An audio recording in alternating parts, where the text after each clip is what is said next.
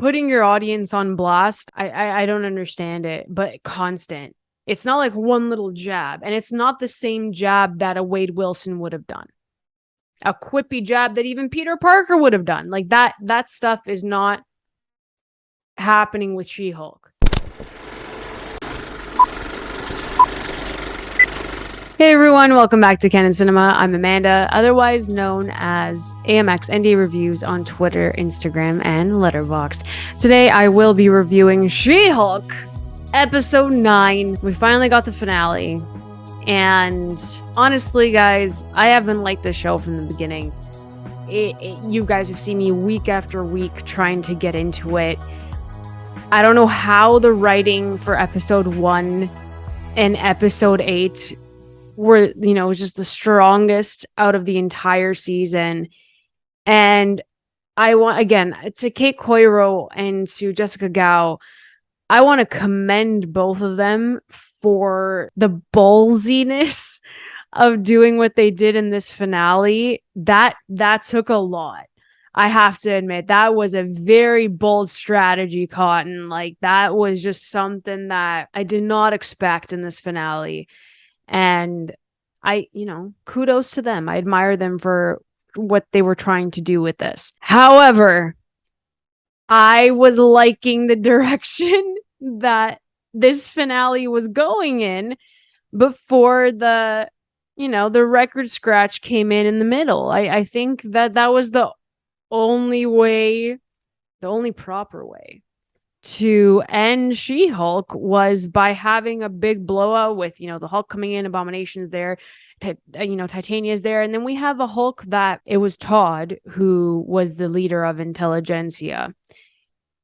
Again, very underwhelming reveal, I'm not gonna lie, in that case, but it's the fact that the whole point of the Hulk blood going into someone else is to show that not everyone is worthy to kind of have that happen to them.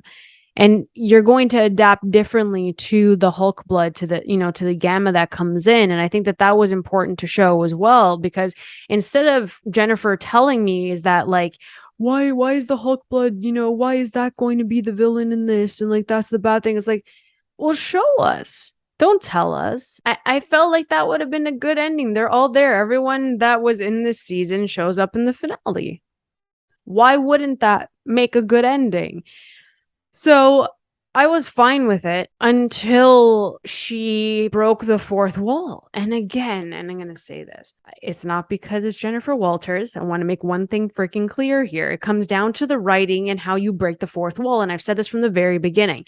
She does not break the fourth wall as often as Wade Wilson breaks the fourth wall in any of the Deadpool films. Like, it's the truth. You can't say that she breaks the fourth wall and it works, because it doesn't, because they pick and choose when to break the fourth wall. She should be talking to the audience 24/7 about every little thing, just like Wade did. That's how a fourth wall break should happen if this character is going to be so meta, and then you pull that in the finale with the most meta thing that could possibly happen. You are forcing the audience to kind of pull out of the series with what they did in this. It was bold. Don't get me wrong, but what did you do? You took She-Hulk out of the show and brought us to the Disney Plus menu. I thought something happened. I was like, what? What the hell? What is this? Like, why did it go back? And she comes out of her tile and goes into the event, the Marvel's Assembled, I think, for Thor: Love and Thunder.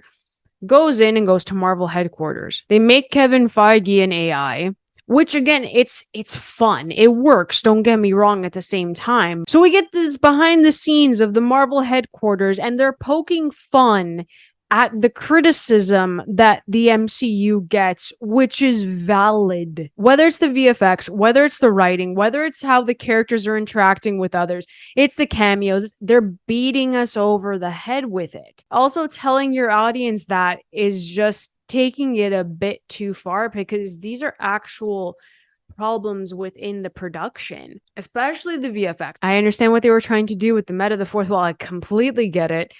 It was funny that they put Kevin Feige as an AI with the ball cap on. Like, it's very entertaining in that case. I get it. But then she changes her ending. So if she's able to just pop into the Marvel headquarters and change her own ending. Do the same rules apply in other storylines? Because if the rules only apply to her, and then we could fix Peter Parker's ending, we could give Wanda some children, we could fix so much. Like, sure, it's light and fun, it's a legal comedy, but like, that's fine. But at the same time, it's like, this isn't only contained to She-Hulk anymore. If you can just bust into the Marvel headquarters, she can change anything, but it's not going to happen because it's only used for certain instances. This is how I feel about the finale of She-Hulk. They did not know how to end it other than to bring Daredevil back and have like a family gathering in Los Angeles. Like, that was just something that I never would have expected. It felt very forced. And the whole series just feels like there was no clear direction. They didn't know what to do with this character. And they threw everything in. Like, literally, they threw so much in that it was hard to connect with Jennifer Walters. It was hard to connect to She-Hulk because we didn't have enough time with her. But Amanda, she's the lead of the show. Yeah, she is. And we didn't get enough time with her. I still know nothing about her, really. I don't know anything about her. It's not because I don't care. It's because the writing did not develop that for her. All I know is that she wants to go on dates. She wants to have fun. And she wants to be a lawyer. I know nothing else about how she feels about being a Hulk, except for that one scene with Emil Blonsky, like that one scene during the therapy session. That's it. I have there's nothing else. There are only 2 good episodes this season. Again, if you laughed, if you enjoyed it, this thing is subjective. Don't get me wrong. Putting your audience on blast, I don't understand it, but constant. It's not like one little jab, and it's not the same jab that a Wade Wilson would have done. A quippy jab that even Peter Parker would have done. Like, that stuff is not happening with She-Hulk. It felt like it was just very in your face and very condescending. And that's not what you want for a character. You know, do I like Jennifer Walters? She's okay. Do I love Tatiana Maslany? Absolutely. I love Tatiana. I feel indifferent towards Jennifer Walters. Out of 9 episodes, I feel absolutely like there's nothing that I feel. I'm very neutral on Jennifer Walters. Then the best part, we all saw it coming. We all saw it coming that the Hulk was going to bring back a son. We all saw it coming. And then that was just a throwaway. Okay, cool. He's here. Okay, bye. No conversation was had because, again, it's Jennifer Walters' show and it has nothing to do with Bruce. That's what I don't like. You're keeping her in a box. If you do not have her interact with other people that are important to moving her character forward, to develop her character, then you're putting her in her box and then we learn nothing about her. Stop telling me it's her show. Stop telling me it's her show. Put her at the center. Show me that it's her show. Stop telling me that it's her show. Because the more you tell me, the more I'm not going to believe it. And that's what ends up happening with the entirety of She-Hulk. I did not like the series. It was really tough for me to watch. I had more fun with Hawkeye, and Hawkeye wasn't even my favorite. Okay. I admire the creative decisions. I really do. It just wasn't strong enough for me. Again, it's subjective. Comedy is personal. All of that jazz. I keep saying it. This is probably ranked the lowest in the MCU for my list. I still have to finalize some things, but She-Hulk episode 9 was rough, not my cup of tea. The whole series had 2 good episodes.